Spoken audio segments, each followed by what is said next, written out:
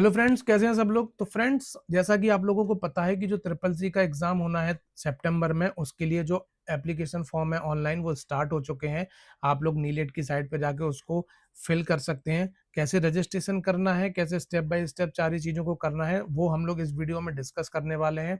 क्योंकि फ्रेंड्स, नीलेट ने एक गाइडलाइन जारी की हुई है जिसमें क्लियरली लिखा हुआ है कि फॉर्म भरते टाइम अगर आप किसी भी चीज़ में गलती करते हैं, आपके नेम में, फादर्स नेम में, मदर्स नेम में, किसी भी चीज़ में, तो अब आप उसको सही नहीं कर पाओगे एक बार फॉर्म सबमिट होने के बाद। यानी कि कोई भी करेक्शन विंडो ओपन नहीं होगी।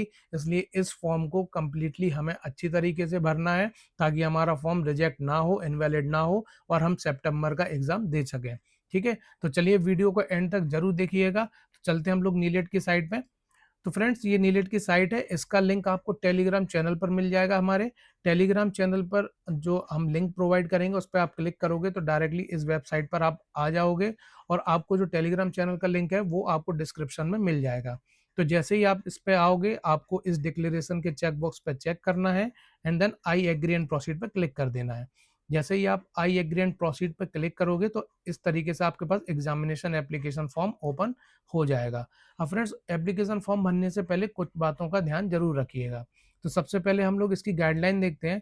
तो ये देखो, गाइडलाइन में क्लियरली लिखा हुआ है कि कोई भी रिक्वेस्ट करेक्शन की, नेम में हो या फादर्स नेम में, मदर्स नेम में, photograph, signature, LTI, date of birth etcetera. कहने का मतलब ये है कि फॉर्म में आप कोई भी अगर गलती करते हो तो उसको नीलेट एंटरटेन नहीं करेगा। यानी कि कोई भी करेक्शन विंडो ओपन नहीं होगी। जनरली क्या होता है फ्रेंड्स, अगर हम लोग क्या करते हैं, कोई भी एग्जामिनेशन के लिए अप्लाई करते हैं तो एप्लीकेशन करने के बाद कुछ टाइम बाद एक करेक्शन विंडो ओपन होती है, जहाँ पे हमने अगर कोई गलती की हुई है तो हम उसको करेक्ट कर सकते हैं। बट यहाँ पे ऐसा कुछ भी नहीं होने वाला है। तो आपको एक ही बार में फॉर्म भरना है, अच्छे से फॉर्म भरना है, अदरवाइज आपकी फीस भी बर्बाद हो जाएगी और आपका फॉर्म भी इनवैलिड हो जाएगा। तो वीडियो को आखिरी तक जरूर देखिएगा। हम लोग इस फॉर्म को कंप्लीटली भरेंगे तो आप लोग इसका रेफरेंस लेके भर सकते हैं। तो चलिए स्टार्ट करते हैं। उससे पहले दो चीज़ें और देखिएगा। एक तो आपका फोटोग्राफ। फोटोग्राफ जो आपका होना चाहिए, उसका जो बैकग्राउंड होना चाहिए वो वाइट बैकग्राउंड होना चाहिए। और उसमें जो आपका फेस है वो क्लियरली विजिबल होना चाहिए। उसमें कोई भी गॉगल्स आप ना पहने हो, ध्यान रखिएगा। कोई भी फेस का जो पार्ट है वो कवर्ड ना हो, यानी कि आपने कोई मास्क वगैरह ना लगा रखा हो। दूसरी बात करते हैं हम लोग थंब इम्प्रेशन की। तो फ्रेंड्स, सबसे पहले तो आप ये ध्यान रखना कि जो थंब इम्प्रेशन होगा वो आपका लेफ्ट थंब होगा, ना कि राइट थंब। तो लेफ्ट थंब का आपको इम्प्रेशन लेना है। और जो वाइट पेपर पे आपको ब्लैक एंड ब्लू इंक के साथ थंब इम्प्रेशन और सिग्नेचर करना है एंड उसकी इमेज लेना है। जो भी आप फोटो कैप्चर करोगे ब्लड नहीं होनी चाहिए, इस चीज को आप लोग ध्यान रखना। ठीक है।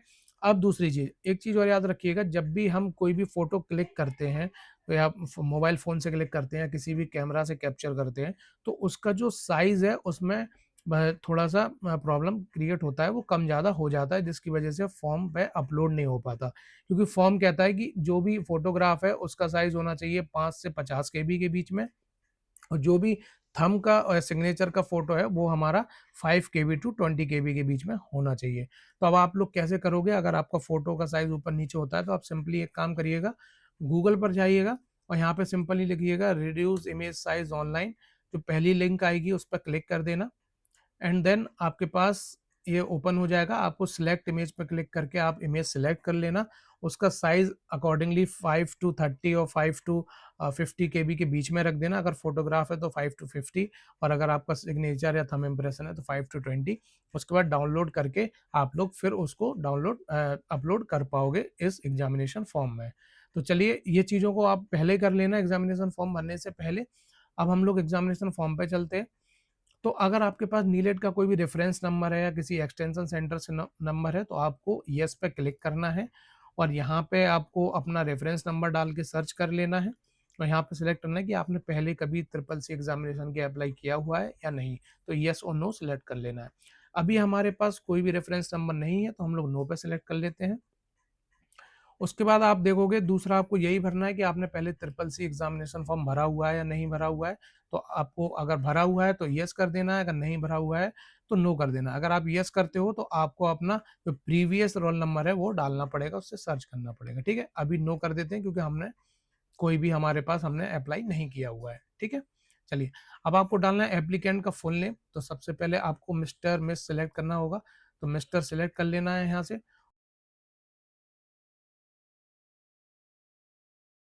मतलब अपना आपको नाम डालना है, यहाँ पे हम अभी कोई भी नाम डाल ले रहे हैं, ठीक है? आपको यहाँ पे अपना नाम डालना है, ये चीज़ ध्यान रखिएगा। फ्रेंड्स एक चीज़ बहुत केयरफुल रहिएगा नाम डालते समय, जो आपका नाम है, आपके फादर्स का नाम है, आपके मदर्स का नाम है, ये आपका जो लेटेस्ट एजुकेशनल क्वालिफिकेशन सर्टिफिकेट है, जो भी एजुकेशन सर्टिफिकेट है या लीगल सर्टिफिकेट है, उसके बेसिस पे होना चाहिए। क्योंकि ये क्लियरली लिख रहे हैं कि जो फुल नेम होना चाहिए वो एजुकेशनल लीगल सर्टिफिकेट में जो लिखा है, आप वही लिखना, दूसरा मत लिखना, वरना रिजेक्ट हो जाएगा वेरिफिकेशन के टाइम पर, ठीक है? और दूसरा ये एक और ये लोग अभी से ही देखो ये फिर से बता रहे हैं कि एक बार सबमिट होने के बाद आप इसको एडिट नहीं कर पाओगे, तो बहुत केयरफुली फिल करना है हमें फॉर्म, ठीक है? केयर ऑफ में पेरेंट्स या गार्जियन जो भी आपको सिलेक्ट करना हो, हमने अभी पेरेंट्स सिलेक्ट किया हुआ है। फादर्स नेम में यहाँ पे ऑलरेडी मिस्टर सिलेक्ट है, आपको अपने फादर्स का नाम डाल देना है, तो आप अपने फादर्स का नाम डाल दीजिएगा। अभी के लिए हम कुछ भी डाल देते हैं, ओके। उसके बाद आपको अपनी मदर्स का नाम डाल देना है, ठीक है, कुमारी वर्मा, ओके, ठीक है। उसके बाद आपका जो जेंडर वो ऑटोमेटिकली सिलेक्ट हो जाएगा। अगर आप एप्लीकेंट फुल नेम में जो मिस्टर है तो आपने मिस्टर सेलेक्ट किया तो मेल आ गया, अगर आप एमएस सेलेक्ट करेंगे तो यहाँ पे आपको फीमेल आ जाएगा, ठीक है। तो अगर यहाँ पे हम लोग अभी मिस्टर सेलेक्ट कर लेते हैं। उसके बाद आपको डेट ऑफ बर्थ सेलेक्ट करनी है। डेट ऑफ बर्थ सेलेक्ट करते टाइम दोस्तों एक चीज़ जरूर ध्यान रखिएगा, जो भी आपके हाई स्कूल पे है, इसमें हाई स्कूल का ध्यान देना है, जो भी आपकी 10th की मार्कशीट पे डेट ऑफ बर्थ लिखी हुई है सेम वही डेट ऑफ बर्थ आपको लिखना है। तो आप कैलेंडर पे सिलेक्ट करोगे, यहाँ पे सिलेक्ट करोगे, देन अगेन 2026 पे क्लिक करोगे तो आप ईयर सेलेक्ट कर सकते हो, जो भी आपका बर्थ ईयर है। उसके बाद आप बर्थ मंथ सेलेक्ट कर सकते हो and then birth date select कर सकते हो, ठीक है। तो इस तरीके से आप सेलेक्ट कर लीजिएगा। उसके बाद आप कैटेगरी सेलेक्ट कर सकते हो, ठीक है, जो भी आपकी कैटेगरी है, CST, जनरल, OBC, ये आप सेलेक्ट कर सकते हो। अभी के लिए हम जनरल सेलेक्ट कर लेते हैं। ऑक्यूपेशन आप सेलेक्ट कर लेते हो, कर सकते हो, गवर्नमेंट एम्प्लॉय हो, गवर्नमेंट अंडरटेकिंग हो या सेल्फ एम्प्लॉयड हो, स्टूडेंट हो तो अदर सेलेक्ट कर लेना, ठीक है। उसके बाद डिसेबिलिटी, अगर आपकी कोई डिसेबिलिटी है, दिव्यांगता है, तो आप यस पे सिलेक्ट करेंगे। देन किस टाइप की डिसेबिलिटी है, हियरिंग है, ऑर्थोपेडिकली है, विजुअली है, उसको सिलेक्ट करेंगे, देन उसका परसेंटेज यहाँ पर बताएंगे, ठीक है। अभी हमारे पास कोई भी जो डिसेबिलिटी है वो नहीं है तो हम लोग नो सेलेक्ट कर लेते हैं। उसके बाद आपको फ्रेंड्स ईडब्ल्यूएस वाला जो फील्ड है उस पर सिलेक्ट करना है। अगर आप लोग इकोनॉमिकल वीकर सेक्शन में आते हैं तो यस पे सिलेक्ट करना है, अगर नहीं है तो नो सिलेक्ट करना है, ठीक है। उसके बाद आ जाते हैं कॉन्टैक्ट डिटेल्स में। तो कॉन्टैक्ट डिटेल्स में ये वाली फील्ड आप छोड़ सकते हो। मोबाइल नंबर आपको जरूर डालना है, तो जो भी आपका मोबाइल नंबर है वो डालिएगा, वैलिड मोबाइल नंबर डालिएगा, इसी तरीके से वैलिड ईमेल आईडी भी डाल दीजिएगा, ठीक है। उसके बाद आपको एड्रेस लाइन 1 में अपना हाउस नंबर डाल देना है। एड्रेस लाइन 2 में आपको अपना कोई भी जो मोहल्ला है, स्ट्रीट है, वो डाल देना है। एड्रेस लाइन 3 आप खाली छोड़ सकते हो। सिटी नेम में अपनी सिटी डाल देना है। स्टेट में अगर आप उत्तर प्रदेश से हो तो आपको लास्ट से तीसरे नंबर पर मिल जाएगा। डिस्ट्रिक्ट आप अपनी सिलेक्ट कर सकते हो, जिस भी डिस्ट्रिक्ट से आप हो, और उसका पिन कोड आप डाल सकते हो, ठीक है। तो इस तरीके से आपको डाल देना है। उसके बाद एजुकेशनल क्वालिफिकेशन डिटेल्स में आपको अपनी हाईएस्ट एजुकेशन जो है, मतलब आपने लेटेस्ट में जो किया है वो डालना है, ठीक है। अगर आपने 10th की है, 12th की है, जो भी किया हुआ है तो आपको वो डालना पड़ेगा। हम लोग यहाँ पे 12th पास डाल देते हैं अभी के लिए। ईयर ऑफ पासिंग, जिस भी ईयर में आपने पास किया है वो डाल दीजिएगा। उसके बाद आ जाते हैं फ्रेंड्स एग्जामिनेशन डिटेल्स। इसको बहुत ध्यान से देखिएगा। ये जो एग्जामिनेशन डिटेल्स है, इसमें जो अप्लाइड एज है, इसमें लिखा हुआ है डायरेक्ट इंस्टीट्यूट। तो हम दो तरीके से अप्लाई कर सकते हैं ट्रिपल सी का फॉर्म। ये हमने अपनी जो वीडियो है, लास्ट वीडियो थी, उसमें हम लोगों ने डिस्कस किया था। इस वीडियो में इसके अपने फायदे नुकसान डायरेक्ट और इंस्टीट्यूट के हैं, तो आप लोग इस वीडियो में देख सकते हो। ये इस वीडियो में हमने इसको कम्प्लीटली डिस्कस किया हुआ है, ठीक है। तो अभी के लिए हम लोग डायरेक्ट अप्लाई कर रहे हैं, हमने डायरेक्ट किया हुआ है। अप्लाइड फॉर एग्जामिनेशन, तो दोस्तों देखिए, अगर आप लोग जैसे एग्जाम साइकिल पर क्लिक करेंगे और एवरी मंथ एग्जाम साइकिल पर क्लिक करेंगे ना, तो ये आपको सिलेक्ट नहीं करने देगा। ये देगा कि cycle not open, can not apply. कहने का मतलब है कि जो आपके मंथली एग्जाम अब होते थे वो अब बंद हो चुके हैं, आपके क्वार्टरली एग्जाम होंगे। इसलिए जो हमने लास्ट वीडियो जो नोटिस हमारा निकला था उस पर हमने बनाई थी, जिसमें हमने कंप्लीटली डिस्कस किया होता कि आपके किस मंथ एग्जाम होंगे, कौन से वीक में एग्जाम होंगे, कब एडमिट कार्ड आएगा, इस पे जो ट्रिपल सी के प्रिपरेशन कर रहे हैं जो एस्पिरेंट्स, उन पर क्या फ़र्क है। तो ये आपको चैनल पर मिल जाएगा। ये हमारा जो triple C exam 2026 new update वाला वीडियो है, ये आप देख सकते हो, ठीक है। तो आ जाते हैं हम लोग। तो जैसे ही आप लोग मंथली क्वार्टरली एग्जाम साइकिल पर क्लिक करोगे, यहाँ पे आपको देखने को मिल जाएगा सितंबर 2026, जो कि हमारा अपकमिंग एग्जाम है। उस पे आप सेलेक्ट करोगे तो फ़ी आपको देखने को मिल जाएगी, 500 फीस आपको पे करनी पड़ेगी। अब 2 आपको एग्ज़ामिनेशन सेंटर सेलेक्ट करने हैं। पहला, अगर आप जिस भी स्टेट से हो पहले वो सिलेक्ट कर लेना।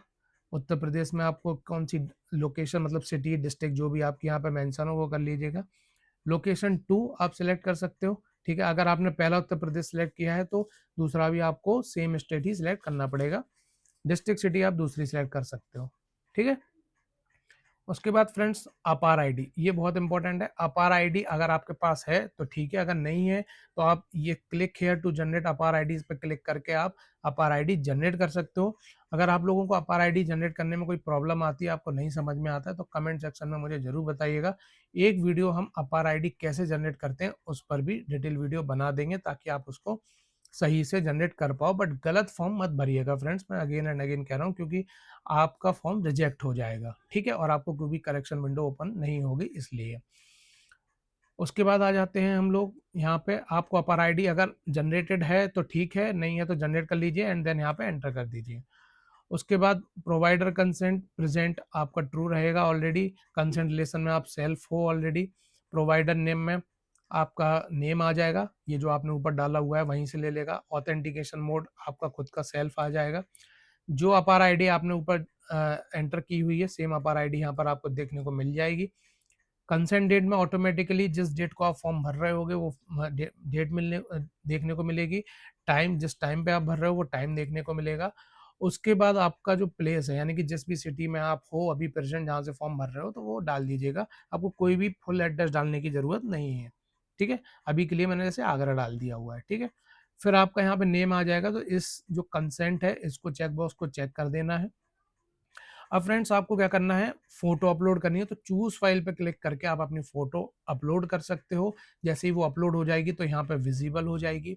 अब ऐसे ही आपको अपलोड सिग्नेचर, चूज फाइल पे क्लिक करके आपको सिग्नेचर अपलोड करने हैं, वो भी यहाँ पे विजिबल हो जाएंगे अपलोड होने के बाद। और थंब इम्प्रेशन भी आपका अपलोड हो जाएगा। थंब इम्प्रेशन दोस्तों हमें लेफ्ट वाला करना है, राइट वाला नहीं करना है, ठीक है? इन तीनों चीज़ों को हमने पहले डिस्कस कर लिया हुआ है कि इनकी क्या क्या गाइडलाइन है। उसके बाद आपको ये जो टेक्स्ट दिख रहा है, ये टेक्स्ट आपको डाल देना है, कैप्चा जो भी है, ठीक है? इस कैप्चा को जैसे ही आप डालोगे उसके बाद इस डिक्लेरेशन फॉर्म के चेक बॉक्स पर क्लिक करके आपको सबमिट कर देना है। जैसे ही आप सबमिट करोगे तो आप पेमेंट के जो पेज है उस पर रिडायरेक्ट हो जाओगे इस तरीके से, वो भी हम आपको बता देते हैं, जहाँ पे आप 3 तरीके से पेमेंट कर सकते हो, ठीक है? वो भी हम देख लेते हैं। 3 तरीके कौन-कौन से हमारे पास, सीएससी, एसपीवी, एनईएफटी, आरटीजीएस और ऑनलाइन। तो आप ऑनलाइन यूपीआई के थ्रू कर दीजिएगा। जैसे ही आप पेमेंट करोगे उसके बाद आपके पास एक इस तरीके से पेज ओपन होगा जहाँ पे आप अपना प्रिंट फॉर्म पे क्लिक करके, ये देख रहे हो प्रिंट फॉर्म, इस पे क्लिक करके आप अपना एप्लीकेशन फॉर्म कर सकते हो डाउनलोड, ठीक है? तो इस तरीके से आप इसको कंप्लीटली भर सकते हो। फ्रेंड्स पूरा वीडियो देखिएगा, रेफरेंस लेके भरिएगा ताकि आप लोगों से कोई भी गलती ना हो। और जो फ़ी आप पे करोगे 590 होगा, क्योंकि इसमें क्या होगा कि 500 तो आपका फ़ीस है और 90 आपका जो है 18% जीएसटी इसमें इंक्लूड हो जाएगा, ठीक है? तो 590 आपकी टोटल फ़ीस रहेगी। तो इस वीडियो में अगर आपको अभी भी कोई डाउट है किसी भी चीज़ से रिलेटेड तो कमेंट सेक्शन में मुझे ज़रूर बताइएगा। मैं एक-एक कमेंट को इंडिविजुअली पढ़ता हूँ, उसका रिप्लाई करूँगा। अगर बहुत सारे कमेंट एक ही चीज़ को लेकर आ रहे हैं तो मैं नेक्स्ट वीडियो ज़रूर बनाऊँगा उस पे। लेकिन आपको फॉर्म गलत तरीके से फिल नहीं करना है, अदरवाइज़ आपका जो फॉर्म है वो इनवैलिड हो जाएगा। ठीक है फ्रेंड्स? तो चलिए, जो लोग पहली बार चैनल पर जुड़े हैं, चैनल को सब्सक्राइब कर लीजिए। नेक्स्ट वीडियोज़ में हम लोग इसके marathons, MCQs, topic wise MCQs, इन सारी चीज़ों को डिस्कस करेंगे ताकि हम एक ही बार में अपना ट्रिपल सी का एग्ज़ाम क्लियर कर सकें। तो मिलते हैं नेक्स्ट वीडियो में। Till then keep learning and keep practising.